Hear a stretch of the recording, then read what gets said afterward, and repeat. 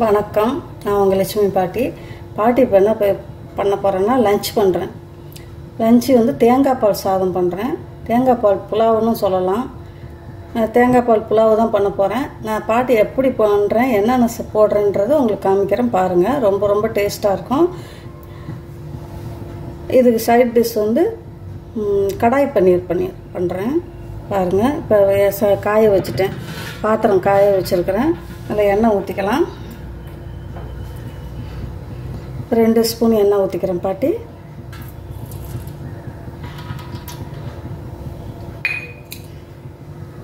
Spices வச்சுருக்கேன் பாருங்கள். 2 ஏலக்காய் ஒரு 5 ஏலக்காய் வச்சுருக்கிறேன். கொஞ்சோன்னு கல்பாசி வச்சுருக்கிறேன். 2 பிரிஞ்சி இலை, ஒரு 5 கிராம்பு, சின்ன சின்ன துண்டு பட்டை வச்சுருக்கிறேன். இது வந்து போட்டுடுறேங்க. எண்ணெய் காஞ்ச அப்புறம் போடுங்க.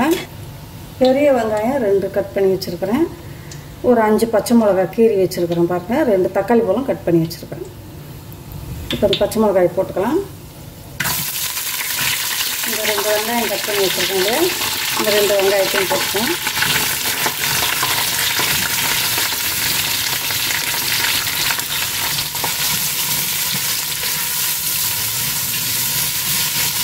வெங்காயம் செவக்கக்கூடாது, ரொம்ப செவக்கக்கூடாது. வெங்காயத்தோட பச்சை வாசனை போனால் போதும். தேங்காய் வந்து ஒரு 3/4 தேங்காய், ஒரு தேங்காய் உடைச்சேன், ஒரு 1/4 வாசி எடுத்து வச்சுட்டேன். தேங்காயெல்லாம் பால் எடுத்து வச்சுருக்கேன். கொஞ்சம் தண்ணியாகவே பால் எடுத்து வச்சுக்கோங்க. தேங்காய் பால் அரைச்சி வச்சுருக்கிறேன் பாருங்கள். தேங்காய் பால் ஒரு மூடி தேங்காய் எடுத்தேன். ஒரு தேங்காய் உடைச்சேன். ஒரு தேங்காயில் பாருங்கள், ஒரு தேங்காய் உடைச்சேன். ஒரு தேங்காயில் இவ்வளோ எடுத்து வச்சுருக்கிறேன் பாருங்கள். 3/4 தேங்காய் தான் போட்டிருக்கேன். 3/4 தேங்காயில் பால் எடுத்து வச்சுருக்கேன். பால் நீங்கள் தண்ணியாக வச்சுக்கோங்க. நம்ம அரிசி எவ்வளோ போடுறோமோ அவ்வளோ தண்ணிக்கு தேங்காய் பால் ரெடி பண்ணி வச்சு பாட்டி. ஒரு கைப்பிடி புதினா போட்டிருக்கேன். புதினாவில் கொத்தமல்லி தழை, அதுக்கு ஒரு கைப்பிடி புதினாவும் போட்டுருக்கேன். போட்டு நல்லா வதக்கி விடலாம். எண்ணெயிலே போட்டுருங்க. வெங்காயம் வெள்ளையாக தான் இருக்கணும், சிவக்க வறுக்கக்கூடாது பாருங்கள். பாட்டி வந்து இஞ்சி பூண்டு பேஸ்ட்டு ஒரு 1.5 ஸ்பூன் போட்டிருக்கேன். 2 தக்காளி பழம் போட்டிருக்கிறேன். போடும்போது வீடியோ ஆன் பண்ணல, பாட்டி மறந்துட்டேன். ரொம்ப செவக்காமல் இஞ்சி பூண்டு பச்சை வாடை போகிற அளவுக்கு வதக்குங்க. தக்காளியும் கசங்கி வரக்கூடாது. அதனால் இஞ்சி பூண்டு பேஸ்ட்டு போட்டுட்டேன்.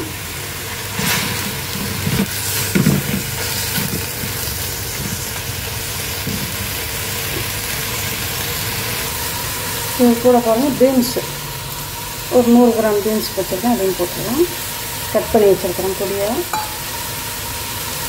கேரட்டு 100 கிராம் கேரட் கட் பண்ணி வச்சுருக்கேன். அதையும் போட்டுருக்கேன். நிறைய காய்கறி நிறையா போடாமல் 100 கிராம் போட்டிங்கன்னா போதும். பட்டாணி ஒரு 100 கிராம் போட்டுருக்கேன்.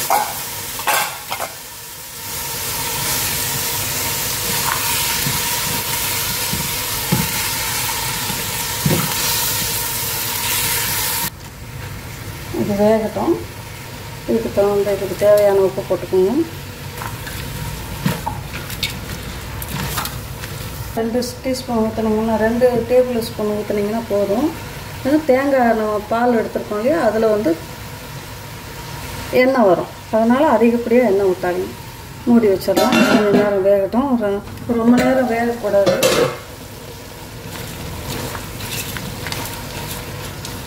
கிளறி விட்டு தேங்காய் பால் ஊற்றிக்கலாம். பாட்டி பார்த்திங்கன்னா இந்த டம்ளரில் 6 டம்ளர் ரைஸ் எடுத்துருக்குறேன். இதில் வந்து இதே டம்ளரில் 12 டம்ளர் தேங்காய் பால் கலக்கி வச்சுருக்கிறேன். பாட்டு 2 3 4 5 6 7 8 9 10 டம்ளர் இருக்குது. இன்னும் 2 டம்ளர் தண்ணி ஊற்றிக்கலாம். 11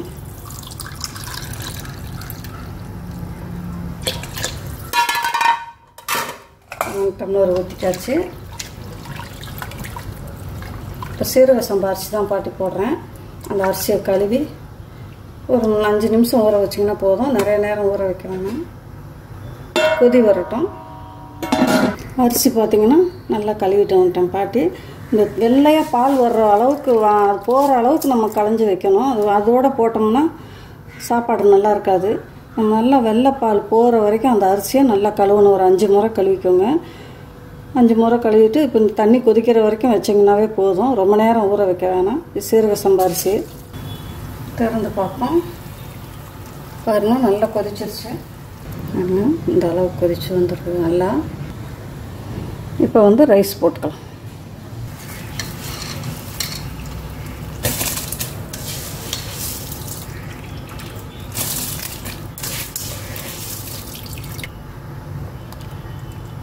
இப்போ மூடி வச்சிடலாம். வேகட்டும். ரைஸ் நல்லா வேகட்டும். உப்பெல்லாம் பார்த்துக்கோம். உப்பு கரெக்டாக இருக்கும். உப்பு மூடி வச்சிடலாம். நல்லா வெந்து வரட்டும். வெந்து வந்தோடனே தம் போட்டுக்கலாம். திறந்து பார்ப்போம். பாருங்கள் ரைஸ் தண்ணியெல்லாம் வற்றிடுச்சு. இப்போ வந்து தம்மில் போட்டுறோம். போதும், ரொம்ப கிளற வேணும். தண்ணி நல்லா வற்றிடுச்சு. பாட்டி இப்போ தான் திறந்து பார்க்குறேன். இப்போ வந்து தம்மில் போட்டுரும். பாருங்கள் ஒரு பழைய தோசைக்கல்லை காய வச்சுருக்கிறேன். அந்த கல்லை எடுத்து தூக்கி வச்சிடலாம். பாட்டி கடாய் பன்னீர் பண்ண போகிறேன். அதுக்கு பாருங்கள் பன்னீர் எடுத்துருக்கிறேன். ஒரு 300 கிராம் பன்னீர் எடுத்துருக்கேன். மஞ்சள்தூள் கொஞ்சம் போட்டுக்கிறேன். காஷ்மீர் சில்லி பவுடர் 1 ஸ்பூன் போட்டுக்கலாம். கொஞ்சம் இஞ்சி பூண்டு பேஸ்ட் போட்டுக்கலாம். ஒரு டீஸ்பூன் இஞ்சி பூண்டு பேஸ்ட்டு. உப்பு போட்டுக்கலாம். இதுக்கு தேவையான உப்பு போட்டுக்கலாம். போட்டு பிசைஞ்சிக்கலாம். அப்போ தான் இதில் உப்பு காரம்லாம் பிடிக்கும். இது இருக்கட்டும் ஒரு பக்கம். இது இப்படியே இருக்கட்டும். ஒரு 5 நிமிஷம் அப்படியே இருக்கட்டும். இப்போ என்ன பண்ணலாம், இது கூட கொஞ்சம் புதினா கொத்தமல்லி மேலே போட்டுக்கலாம். தம் போடும்போது கொஞ்சம் போட்டுக்கோங்க. நல்லா வாசனையாக இருக்கும். ஒரு 2 ஸ்பூன் நெய் ஊற்றிக்குவோம். 2 ஸ்பூன் நெய் ஊற்றி மூடி வச்சிடலாம். ரெடியான அப்புறம் உங்கள்கிட்ட காமிக்கிறேன். இப்போ கடாய் பன்னீர் செய்கிறதுக்கு இப்போ மண்சட்டி கடாய் தான் வச்சுருக்கிறேன். நான் கொஞ்சம் வித்தியாசமாக செய்வேன் கடாய் பன்னீர். பாருங்கள், அது ரொம்ப டேஸ்ட்டாக இருக்கும். இதில் வந்து ஒரு 2 சின்ன கரண்டி, குண்டு கரண்டி 2 சின்ன கரண்டி நிறைய எண்ணெய் ஊற்றிக்கிறேன். இது ரொம்ப நல்லாயிருக்கும். இந்த மாதிரி ட்ரை பண்ணி பாருங்கள், மிஸ் பண்ணாதீங்க. ரொம்ப ரொம்ப டேஸ்ட்டாக இருக்கும். 2 பெரிய வெங்காயம் பீஸாக பண்ணி வச்சுருக்கிறேன் பாருங்கள். இந்த மாதிரி பீஸாக கட் பண்ணி வச்சுருக்கிறேன். இந்த மாதிரி பீஸாக கட் பண்ணிக்கோங்க. ஒரு வெங்காயத்தை 4ஆக நறுக்கிக்கோங்க. 4ஆக நறுக்கிட்டு இப்படி கட் பண்ணிக்கோங்க.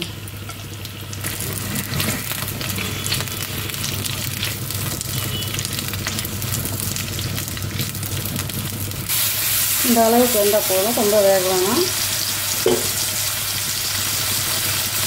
குடமிளகா பார்த்தீங்கன்னா ஒரு 3 கலர் கட் பண்ணி வச்சுருக்கிறேன். Green, yellow, red 3 colour cut பண்ணி வச்சுருக்கேன்.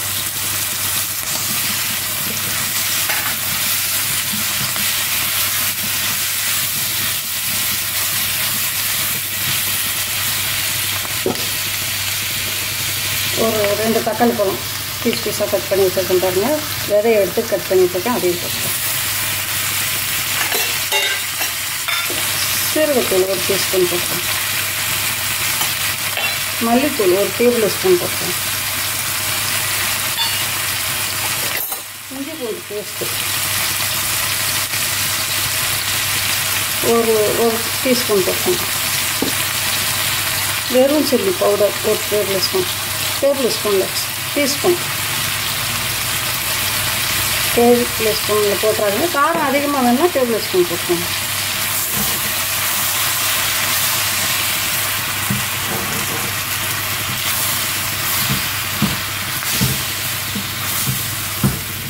இது கூட கொஞ்சம் உப்பு போட்டுக்கலாம்.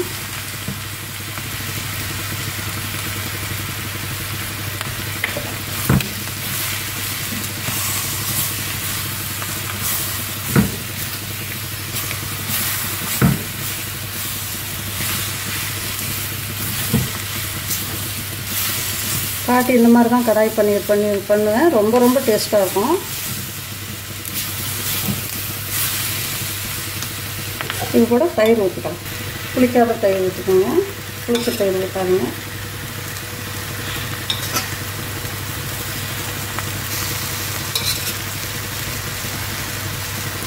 ஒரு 100 கிராம் தயிர் ஊற்றிருக்கோம் பாட்டி.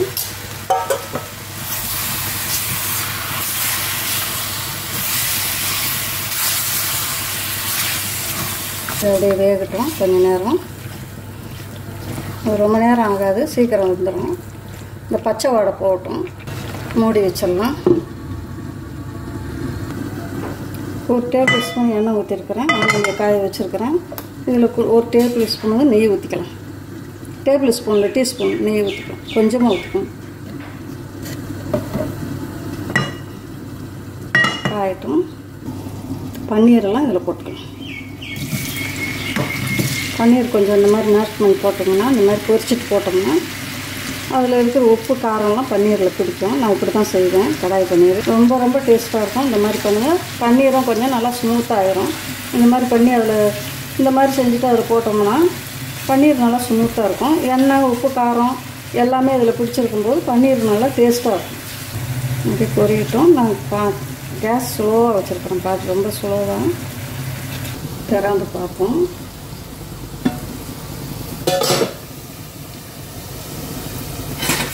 எவ்வளோ ரெடியாக இருக்குதுன்னு பார்க்கலாம். சூப்பராக ரெடி ஆயிடுச்சு. புலாவு பாருங்கள். ஆஹா, அருமையாக ரெடி ஆயிடுச்சு. அவசரப்படாமல் நம்ம செய்யணும். செஞ்சோம்னா எல்லாமே அழகாக நம்மளுக்கு கிடைக்கும். பொழுன்னு இருக்குது பாருங்கள். கிளறி விடணும். இப்போ தான் பாட்டி திறந்து பார்க்குறேன். கேஸை மட்டும் ஃபாஸ்ட்டாக வைக்காதீங்க. கொதிக்கும் போது ஃபாஸ்ட்டாக வைங்க. திரும்பி நம்ம சமைக்கும்போது நல்லா கொதித்து நம்ம வேறு பாத்திரத்தை நம்ம கரெக்டாக நம்மளுக்கு வெந்து வரும்போது ஸ்லோவாக வைக்கணும். நம்ம தாளித்து விடும்போதெல்லாம் கொஞ்சம் ஃபாஸ்ட்டாகவே வச்சுக்கோங்க. அதுக்கப்புறம் ஸ்லோவாக வைங்க. எவ்வளோ பொழுன்னு தண்ணி பாட்டி ஊற்றின ஒரு டம்ளருக்கு 2 டம்ளர் தேங்காய் பால் தான் ஊற்றினேன் பாட்டி. வேறு எதுவும் அதுக்கு இது பண்ணல. அதுக்கு மேலே ஊற்றுனீங்கன்னா கொலன்னு ஆயிரும் சாதம். இதுதான் கொலன்னு புலாவு அருமையாக வந்துருக்குது. மூடி வச்சுக்கலாம். பன்னீரை போய் பார்க்கலாம். ரொம்ப அருமையாக வந்திருக்குது. பன்னீர் அப்படியே வேகட்டும். இந்த மாதிரி வெந்து போடும்போது என்ன ஆகுனா எல்லாமே உப்பு காரம் எல்லாம் அதில் பிடிச்சிருக்கும். பன்னீரும் ஸ்மூத்தாக இருக்கும். சாப்பிடும்போது குழந்தைங்க சாப்பிடும்போது கல் மாதிரி இருக்காது. ரொம்ப அருமையாக இருக்கும். ஓப்பன் பண்ணி பார்ப்போம். இதுவும் ஸ்லோவாக தான் வச்சுருந்தேன். எண்ணெயெல்லாம் மேலே வந்துருக்கு பாருங்கள்.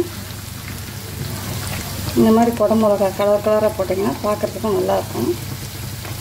இப்போ இந்த பன்னீர் வந்து இன்னும் ஒரு 2 நிமிஷம் இருக்கட்டும். பன்னீர் 2 நிமிஷம் ஆனாலும் அதில் போட்டுக்கலாம். இன்னும் கொஞ்சம் மூடி வச்சிடலாம். இப்போ பார்த்தீங்கன்னா புலாவு ரெடி ஆயிடுச்சு. சூப்பராக ரெடி ஆயிடுச்சு பாருங்கள். பொல்